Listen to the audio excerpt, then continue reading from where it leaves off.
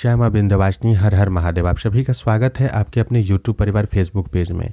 अगर आप विभिन्न प्रकार के अभिचारिक गतिविधियों के कारण परेशान हैं, शत्रु आप पे विभिन्न प्रकार के तंत्र कर रहे हैं, आप जिस स्थान पे रह रहे हैं उस स्थान पे किसी प्रकार की पारलौकिक गतिविधि होती है जिसके कारण आपको परेशानी होती है, जैसे कि भूमि के नीचे किसी प्रकार की नकारात्मक ऊर्जा की उपस्थिति है, या आपके घर के किसी हिस्से में कोई ऐसी प्रेत पैशाचिक बाधा है जिसके कारण घर में अति नकारात्मक वातावरण हमेशा बने रहता है, उसके कारण जन धन की हानि हो चुकी है या हो रही होती है। इस प्रकार की समस्या अगर उपस्थित है, आर्थिक हानि अभिचार के कारण बहुत अधिक हो रहा है, रोग पीछा नहीं छोड़ रहा है, इन सभी प्रकार के कारणों के निवारण हेतु, इन सभी प्रकार की समस्याओं से मुक्ति हेतु आप सभी को पंचमुखी हनुमान जी की शरणागति लेनी चाहिए। अति तीव्र, अति उग्र और अनेक प्रकार के जितने भी तंत्र इत्यादि होते हैं उन सभी को निर्मूल करने के लिए, जड़ से खत्म करने के लिए पंचमुखी हनुमान जी की साधना अति विशिष्ट होती है।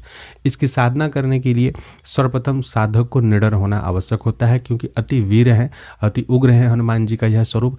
इसमें निष्ठा होनी चाहिए, समर्पण की भावना होनी चाहिए, शारीरिक मानसिक रूप से ब्रह्मचर्य पालन हो, पूर्ण वैष्णव शुद्ध शाकाहारी भोजन करना होता है।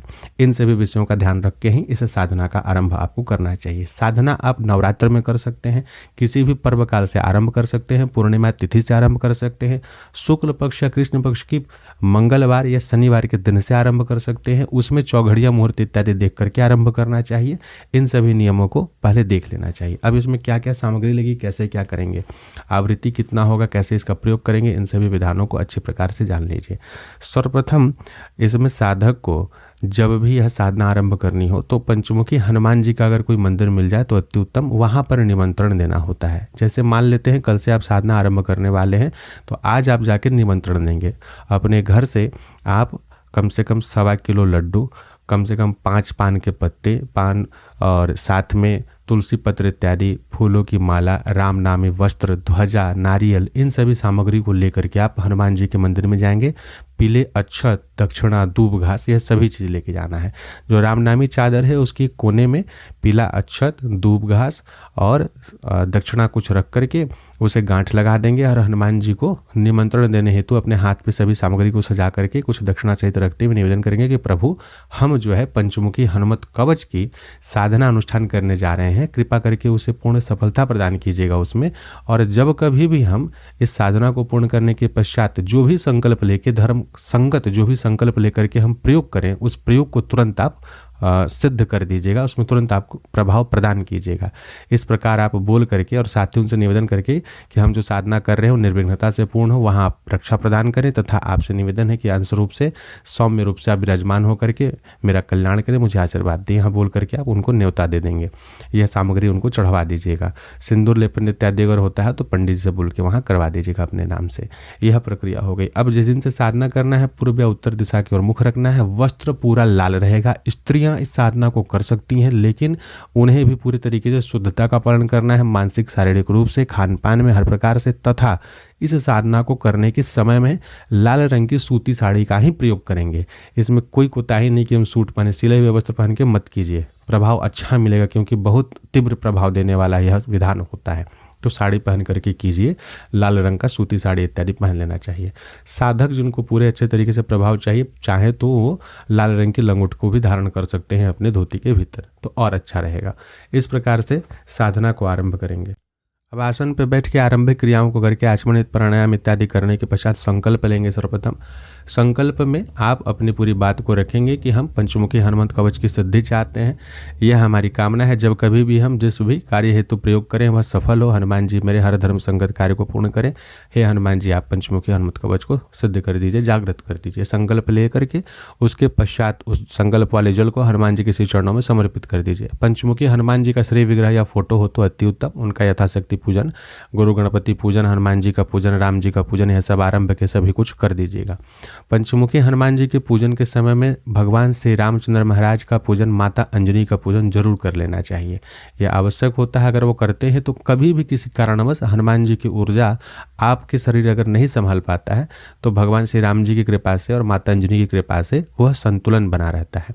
तो इसलिए उनकी भी पूजा आपको पंचोपचार षोडोपचार उनके नाम से करना चाहिए। सुपारी को एक छोटे से प्लेट में रख के चावल के ऊपर में माता अंजनी का स्वरूप मान के उनकी पूजा कर सकते हैं, या उनका फोटो भी रख सकते हैं। अगर आप दीर्घ काल तक चाहते हैं कि हनुमान जी की सेवा आप करते रहें, उनकी कृपा बनी रहे, तो आप यह भी कार्य कर सकते हैं। और जो लोग संतान प्राप्ति हेतु इस साधना को करना चाहते हैं उनके लिए भी यह विधान है कि वो माता अंजनी सहित हनुमान जी का एक श्री विग्रह या फोटो जरूर वहाँ पर स्थापित करें और उनकी ही साधना इस स्त्रोत के माध्यम से कर सकते हैं। अब इसमें संकल्प ले लेने के पश्चात से गुरु गणपति पूजन इत्यादि के पश्चात जो आरंभ करना है पूजन, तो इसमें दो जगह विनियोग और न्यास आता है। इसको लेकर के लोग बहुत संशय में चले जाते हैं कि कौन सा वाला करें, तो दोनों करना है। प्रथम बार इसकी सिद्धि भगवान ब्रह्मा जी ने की है कल्प भेद के अनुसार, और दूसरी बार जो है भगवान श्री रामचंद्र महाराज ने। किन्हीं विद्वानों का कहना है कि पहले भगवान रामचंद्र जी ने की है, बाद में ब्रह्मा जी ने। दोनों अपने जगह में सही है, हमें दोनों विनियोग दोनों न्यास करने हैं। ठीक है, PDF आपको यूट्यूब में डिस्क्रिप्शन लिंक में मिल जाएगा, फेसबुक में कमेंट में मिल जाएगा, PDF डाउनलोड कर लीजिए, उसमें पूरा पंचमुखी हनुमत कवच आपको लिखा हुआ मिल जाएगा। तो आरंभ में हम ब्रह्मा जी वाला विनियोग कर लेंगे, मंत्रों का पाठ कर लेंगे, फिर न्यास कर लेंगे रामचंद्र जी महाराज वाला, और उसके पश्चात ध्यान करके तीसरे पेज से जो है हम आरंभ करेंगे पाठ। मूल पाठ जो है उसी की आवृत्ति करनी है। कम से कम 1100 आवृत्ति पूरा होना चाहिए, 1100 बार पाठ कर लेना चाहिए। कहते तो 108 बार में ही है कि आवृत्ति सिद्ध हो जाती है एक दिवसीय जो अनुष्ठान करते हैं, लेकिन मेरा यह मानना है कि कम से कम 1100 पाठ हो। बहुत छोटा सा कवच है, बहुत बड़ा नहीं है। उच्चारण शुद्ध होना चाहिए, इसलिए उच्चारण आप अच्छे प्रकार से सीख लें किसी ज्ञानी व्यक्ति से, कैसे आपको उच्चारण करना है। उच्चारण में कोई दोष नहीं होना चाहिए, हड़बड़ा के नहीं, बिल्कुल आराम से पढ़ें। ठीक है, किसी प्रकार के, क्योंकि बीज मंत्र भरे हैं, आग्नेय बीज भरे हुए हैं, अनेक प्रकार के बीज मंत्र इसमें भरे हुए हैं देवताओं से संबंधित। पूरा जो है आपको यहाँ पे स्वर व्यंजन बीज सहित यहाँ उपस्थित है, तो उच्चारण में कोई दोष नहीं हो। तो मूल स्त्रोत जो है ओम श्री राम दूताय से आरंभ करके आपका जो चौथा पेज है उसमें जम जम स्वाहा तक जो है, यहाँ तक आपका मूल स्त्रोत है। तो इसी की आवृत्ति करनी है, यानी 108 बार पाठ करेंगे। जब अंतिम पाठ करते रहेंगे तो आप पूरा फलश्रुति इत्यादि भी पढ़ेंगे। तो मान लेते हैं कि अगर आप 11 दिन का अनुष्ठान कर रहे हैं तो प्रतिदिन 108 पाठ करेंगे। अगर आप नवरात्रि में कर रहे हैं तो 8 दिन के भीतर ही आप 1100 पाठ पूर्ण कर लीजिए। नवमी के दिन आपको हवन करना है, यह विधि आप ध्यान रखेंगे। अंतिम दिन जिस दिन आप हवन करेंगे उस दिन आप हनुमान जी के मंदिर भी पुनः जाएंगे। अब आपको हवन कैसे करना है, या तो जो मूल मंत्र है उसका हवन कर सकते हैं, या फिर सबसे अच्छा रहता है हनुमान जी के सहस्त्रनाम से, या फिर हनुमान जी के किसी भी एक नाम से 1100 आहुति घी और गूगल के दे दीजिए। जो साधिकाएं हैं वो पौष्टिक हवन सामग्री के माध्यम से आहुति देंगी, फिर पूर्णाहुति इत्यादि कर लेंगे। पूर्णाहुति इत्यादि करने के पश्चात तर्पण मार्जन भी करना है। 1100 आहुति दिए हैं तो 108 मंत्र से तर्पण होगा, 11 मंत्र से मार्जन होगा। इसके पश्चात ब्राह्मण भोज होता है, बच्चों को खिलाया जाता है, छोटे बच्चों को भी खिला सकते हैं, या फिर आप चाहें तो 11 ब्राह्मणों के निमित्त अन्नदान कर दीजिए, या बुला करके खिला लेते हैं तो बहुत ही अच्छी बात है। अपने घर पे खिला सकते हैं, मंदिर में भी खिला सकते हैं।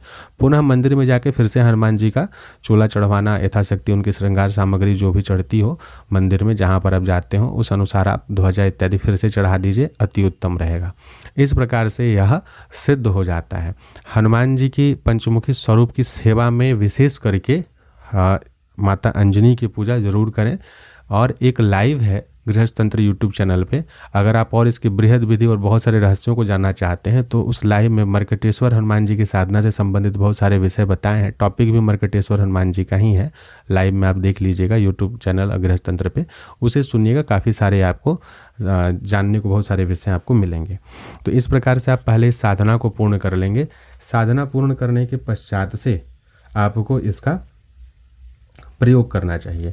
कैसे करते हैं, जब 1100 की आवृत्ति पूर्ण हो जाए उसके पश्चात आप, यह सिद्ध हो गया, अब जो है आपको प्रयोग करने के लिए नित्य पाठ कर सकते हैं। नित्य पाठ में आप 1 बार, 3 बार, 5 बार, 7 बार, 9 बार, 11 बार इत्यादि की आवृत्ति करेंगे तो फलश्रुति में जैसा लिखा है वो फल प्राप्त होगा।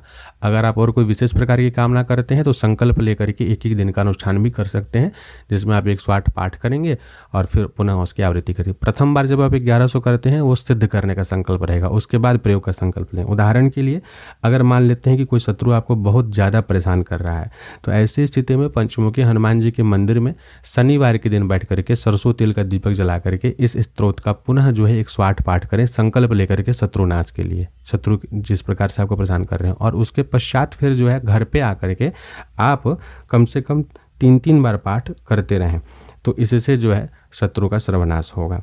ठीक है। अब इसके पश्चात है अगर हाँ, संतान प्राप्ति के हेतु आपको कामना है और इसका आप प्रयोग करना चाहते हैं तो जब 1100 आवृत्ति आपकी पूर्ण हो जाएगी उसके पश्चात प्रतिदिन 2 बार इसका पाठ करना चाहिए। शुद्ध घी का दीप प्रज्वलित करके, जिसमें हनुमान जी जो हैं माँ अंजनी के गोद में बैठे हुए ऐसे स्वरूप का ध्यान करते हुए पहले तो इसका आवृत्ति कर लेंगे 1100, और उसके पश्चात जो है अगर आप संतान प्राप्ति के हेतु प्रयास करते हैं तो हनुमान जी की इच्छा, माँ अंजनी की इच्छा होगी, अगर शास्त्रोक्त विधि से पूरे विधि नियमों का पालन करते हुए करते हैं तो अवश्य संतान की प्राप्ति होती है। उसमें आपको 1100 पाठ करने के बजाय प्रतिदिन 2-2 आवृत्ति करनी होती है। अगर आपको किसी प्रकार के व्यापार में घाटा हो रहा है या फिर आपको संपत्ति प्राप्त करने की इच्छा है, अप्राप्त संपत्ति जो है उसे प्राप्त करना चाहते हैं, तो ऐसी स्थिति में आपको कोई ऐसा हनुमान जी का मंदिर ढूंढें जो बाजार के मध्य में हो, जहां आपका व्यापार होता हो। उस जगह में आप बैठ करके 1100 आप एक बार पहले ऑलरेडी कर चुके हो, इसका ध्यान रखें, ठीक है। पहली आवृत्ति सिद्धि की है। उसके पश्चात वैसे व्यापारिक स्थल में हनुमान जी का मंदिर ढूंढ के वहाँ आप 108 पाठ का अनुष्ठान एक दिन का करें। तत्पश्चात प्रतिदिन 3-3 आवृत्ति करते रहें, 3-3 बार पाठ करते रहें, तो इससे आपको अप्राप्त संपत्ति की प्राप्ति होती है। रोग निवारण के हेतु 4 आवृत्ति होती है। 1100 की एक आवृत्ति सिद्धि के लिए, उसके पश्चात 108 आवृत्ति आप हनुमान जी के मंदिर में सरसों तेल का दीपक जला करके करेंगे रोग मुक्ति हेतु। तत्पश्चात 4-4 पाठ प्रतिदिन घर में करने लगते हैं, तो उससे जो है आपके रोग की निवृत्ति होगी। साथ ही में जो जल हनुमान जी के पास भोग में लगा रहे हैं, तांबे के पात्र में जल रखिए, उसमें तुलसी पत्र इत्यादि रखिए, उसी जल को, उसी अभिमंत्रित जल को रोगी जो है उस व्यक्ति को पिलाते हैं, तो उससे रोग का शमन होता है। इसके पश्चात वशीकरण के लिए भी इसका प्रयोग होता है। आकर्षण करना हो, वशीकरण होता है। तो जो भोग लगाए हैं हनुमान जी का, जब आप सिद्ध इत्यादि कर लेते हैं, किसी विशेष व्यक्ति को मोहना है तो पुनः 108 की आवृत्ति करें और उसके पश्चात उसका प्रयोग करें। लेकिन इसमें यह है कि भोग जो लगेगा उसमें लौंग इलायची का प्रयोग भी होगा, और उसी लौंग इलायची को पाठ करने के पश्चात वो अभिमंत्रित हो चुकी होगी, तो उसको प्रतिदिन साध्य व्यक्ति को खिलाते रहना है किसी न किसी माध्यम से। धर्म कार्य के हेतु यह करेंगे तो अवश्य सफल होगा। अधर्म के लिए किसी के ऊपर ऐसा प्रयोग करते हैं तो हनुमान जी, क्योंकि बहुत उग्र हैं, दंड भी यथोचित देते हैं। अगर देवों की कृपा चाहिए, लोक देवों की कृपा चाहिए, या कोई देव दोष लगा हुआ है जिसके कारण बहुत अधिक परेशानी हो रही है, तो जब इसकी सिद्धि कर लें, हनुमान जी के मंदिर में बैठ के कर लें, अगर घर पे नहीं कर सकते हैं तो उसके पश्चात प्रतिदिन 6 आवृत्ति की पाठ करें तो देव दोष से मुक्ति मिलती है, देव कृपा करते हैं। अगर किसी प्रकार का आपको राजकीय काम करना है जहां आपका काम नहीं बन रहा हो, तब सिद्धि करने के पश्चात प्रतिदिन 9 बार आप पाठ करेंगे। जैसे कि सरकारी नौकरी में सफलता चाहिए, लोग यूपीएससी के एग्जाम को क्लियर करना चाहते हैं, तो इन सभी कार्यों के निमित्त भी आपको 9-9 आवृत्ति का, यानी प्रतिदिन 9-9 पाठ करना चाहिए। इससे आपको राजकीय कार्य से संबंधित जो भी समस्या होती है उसमें समाधान मिलता है, मार्ग मिलता है, और आपका कार्य जो है वो सिद्ध होता है। लेकिन प्रतिदिन जो है 9 पाठ करते रहना होता है। अगर आपको ज्योतिष, तंत्र, इस प्रकार की चीज़ों में बहुत अधिक रुचि है और इस प्रकार की सिद्धियों को प्राप्त करना चाहते हैं, पारलौकिक गतिविधियों को देखना चाहते हैं, इन सभी के हेतु आपको 10 बार प्रतिदिन पाठ करना चाहिए। पहले 1100 पाठ करके सिद्धि करें, फिर प्रतिदिन 10 बार पाठ करें। अब इसके सिवाय भी बहुत सारे विधि विधान हैं, उसके हेतु अलग से फिर वीडियो बना करके बताएंगे। आशा करते हैं कि इस वीडियो से आप सभी लाभ लेंगे और हनुमान जी की विशेष कृपा आप सभी प्राप्त करेंगे। जय मां वृंदावन।